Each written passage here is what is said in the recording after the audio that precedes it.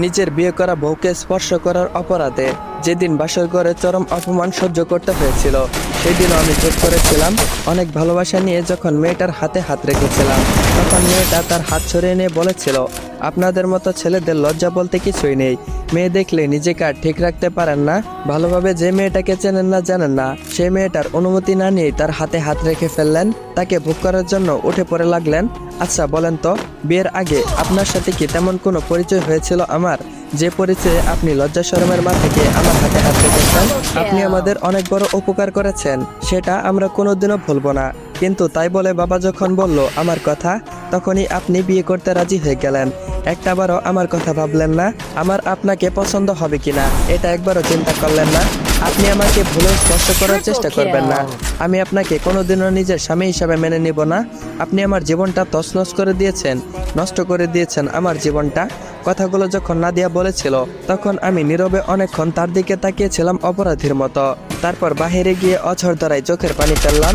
কিছুদিন পরে নাদিয়ার এক চাচাতো বোনের বিয়েতে যাই। সেখানে পরিবারের সবার সাথে একসাথে বসে কথা বলছিলাম। নাদিয়া আমার একটা কথায় রাগ করে ফেলে আর সেইখান থেকে চলে আসতে চাই।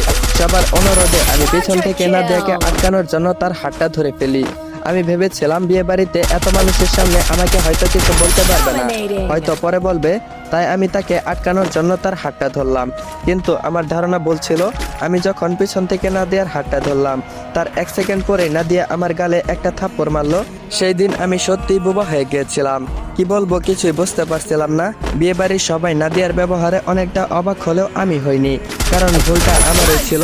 তার অনুমতি ছাড়া তাকে স্পর্শ করেছি, এর শাস্তি আমি পেয়েছি। লজ্জা ঘৃণায় চুপ করে সেইখান থেকে চলে আসি আমি। ফুটপাত দিয়ে উদ্দেশ্যহীনভাবে হাঁটতে থাকি আর নিজের অতীতটাকে ভাবতে থাকি। আমার জীবনে দুঃখের তুলনায় সুখের পরিমাণ খুবই নগণ্য। 10 বছর বয়সে যখন আমার মা মারা যান, সেই দিন আমার জীবন থেকে সুখ নামক জিনিসটা চিরতরে হারিয়ে যায়। নাদিয়াকে পেয়ে ভেবেছিলাম হয়তো আমার জীবনের দুঃখের অধ্যায় সব শেষ হয়েছে, হারিয়ে যাওয়া সুখগুলো আবারও ফিরে এসেছে আমার জীবনে। কিন্তু আমার চিন্তাধারাগুলো ভুল প্রমাণ করে দিল নাদিয়া। সুখ ফিরে আসেনি, বরং দুঃখগুলো সমুদ্রের জলোচ্ছ্বাসের মতো হানা দিয়েছে।